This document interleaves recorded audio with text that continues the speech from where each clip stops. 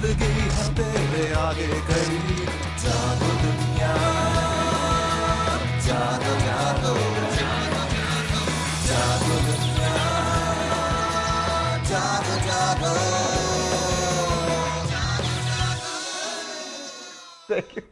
Okay जी, अस्सलाम वालेकुम, खुश आमदीद and a very good morning Pakistan. क्या हाल चाल है आप लोगों के? दुआ यही है कि आप जहाँ रहें अपना ढेर सारा ख्याल रखें, अपने दिन का आगाज पॉजिटिव तरीके से करें, full of life, full of energy के साथ आपने करना है ताकि आने वाला हर पल आपका अच्छे तरीके से गुजरे। और एक और चीज़ बहुत इंपॉर्टेंट है कि घर से निकलने से पहले जितना हो सके आपके घर में जो भी बुजुर्ग हैं, दादा दादी, नाना नानी, उनकी दुआएं लें। फिर देखें आपकी ज़िंदगी कितनी ज़्यादा कामयाब होती है। आपके जो काम अधूरे पड़े हुए हैं, कोई प्रॉब्लम्स आई नहीं है, कोई टेंशन से वो हल हो जाएंगी, क्योंकि जितना हो सके बुजुर्गों की हमें दुआएं लेनी चाहिए। आप देख रहे हैं जागो दुनिया सुंदस जमील और फारूक हसन के साथ। बिस्मिल्लाहिर्रहमानिर्रहीम, अस्सलाम वालेकुम। और सुंदस, क्या अच्छी बात, आपने सुबह अच्छा स्टार्ट दिया। बिल्कुल जी, बुजुर्गों की दुआएं ज़रूर लेनी चाहिए। जो भी बुजुर्ग आपके घर में उससे इजाज़त लेके जाएं, और कोई भी काम शुरू करने से पहले बिस्मिल्लाहिर्रहमानिर्रहीम अगर आप पढ़ेंगे तो उस काम में बरकत पड़ जाएगी। ये ट्राइड एंड टेस्टेड फार्मूला है। कोई भी काम आप शुरू करने लगे, ड्राइविंग करने लगे, घर से बाहर वॉक के लिए जा रहे हैं, कोई भी काम कर रहे हैं, तो आप और कोशिश करें सुबह उठ के सबसे पहले बिस्मिल्लाहिर्रहमानिर्रहीम पढ़ें, और फिर देखें आपका दिन कितना ज़बरदस्त गुजरता है। इस वक्त हमारे साथ मौजूद हैं जनाब मियां सैफुर रहमान साहब, कॉलमिस्ट हैं, नोटेड कॉलमिस्ट हैं, तज्ज़िया निगार हैं, और आज हम इनसे बात करेंगे लेटेस्ट न्यूज़ पे। अस्सलाम वालेकुम मियां साहब। वालेकुम सलाम, thank you very much for calling me sir, always a pleasure. मियां साहब, आपने बुजुर्गों की बात की, मैं तो चूंकि खुद इसमें सेल्फ रिलायंट हूँ मैं खुद ही दुआ दे देता हूँ। आप तो थोड़ी देर पहले तो आप कह रहे थे कि मैं आप ही के एज ग्रुप का हूँ, मतलब आप अपने बुजुर्गों की बात कर रहे थे। मैं हर कैटेगरी में फिट हूँ। अच्छा बताइए, मैं ये पूछना चाहूंगी कि जब से ये मीटिंग खत्म हुई है, इस पे प्रोडक्शन के हवाले से तो कोई बात नहीं, बचत के हवाले से सिर्फ बात हुई है, कंजर्व करने के हवाले से हुई है। तो अब 2 छुट्टियों का भी ऐलान कर दिया गया, ऑफिस टाइमिंग्स को 9 से 4 बजे तक कर दिया गया। अब आप क्या समझते हैं कि जो 2 घंटा इजाफा किया गया, 9 से पहले 2 हुआ करते थे ऑफिस टाइमिंग, अब इससे कोई फायदा होगा? क्योंकि 2 घंटा तो मजीद इजाफा हो गया एंड छुट्टियां भी 2 ज्यादा हो गई, तो उससे कोई एनर्जी उन्होंने कैलकुलेट किए हैं, वर्क आवर्स तो उन्होंने पूरे कर लिए हैं। लेकिन बात यह है कि हमारे यहाँ तो 2 बजे के बाद खाना खा के लोग वैसे ही वो बड़े अधमोए से हो जाते हैं, काम ना करने का रुझान है। जैसे उन्होंने मैनेजमेंट की बात की, जहाँ हमारे यहाँ ब्यूरोक्रेसी और स्टेट रन ऑर्गेनाइजेशन है खास तौर पे, वहाँ लेथार्जी बहुत है, सुस्त वजूदी है, और काम यानी काम ना करने के बहाने ढूंढते हैं लोग।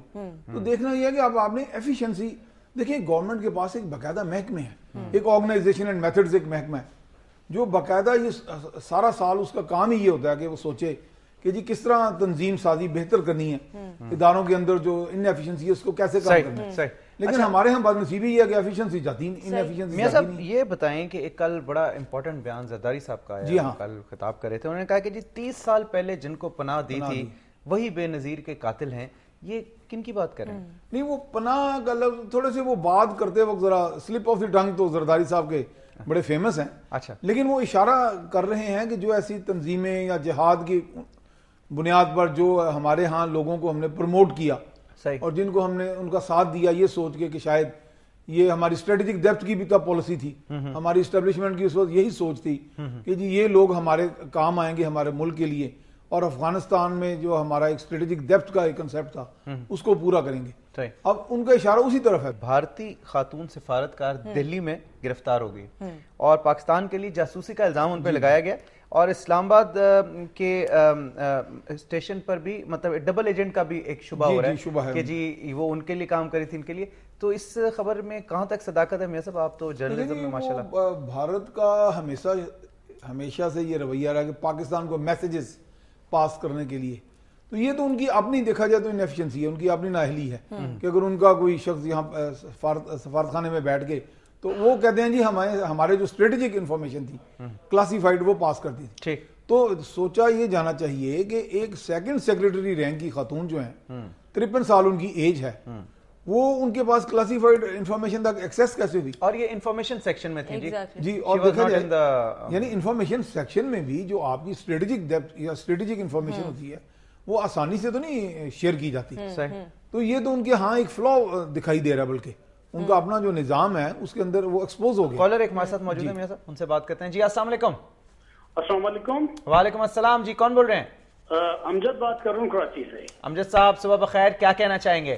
सुबह बखैर टू यू। और बहुत अच्छा इंफॉर्मेटिव आपका प्रोग्राम होता है, और आप लोग कोशिश करते हैं कि तमाम एरियाज जो हैं वीक एरिया स्पेशली वो कवर करते हैं बहुत अच्छी तरीके से। बहुत शुक्रिया। मैं आपकी तवज्जो इस तरफ दिलाना चाहता हूँ लोड शेडिंग के हवाले से। जी हाँ, अगर हम लोड शेडिंग इस तरह से जो हमने कर्टेल किया है कंजम्पशन को, ये भी एक बहुत अच्छा इकदाम है, लेकिन कुछ एरियाज ऐसे हैं जहाँ से लीगली थेफ्ट होती है पावर। फॉर एग्जांपल ये जितने भी पुलिस स्टेशन का रेजिडेंशियल एरिया है, स्पेशली द कंटोनमेंट एरियाज, इनके अंदर अगर जाके आप सर्वे करें, इसके अंदर जितना लोड ये लोग यूज कर रहे हैं उस हिसाब से इनकी जो बिलिंग है उसमें वाजे एक फर्क सामने आ सकता है। लेकिन सवाल ये पैदा होता है कंटोनमेंट एरिया के अंदर कोई घुसकर दिखाए, उनकी बिजली काटे या उनका लोड चेक करे, उसको टांगे क्या मैं कहता हूँ उसे जिंदा वापस नहीं आने देंगे।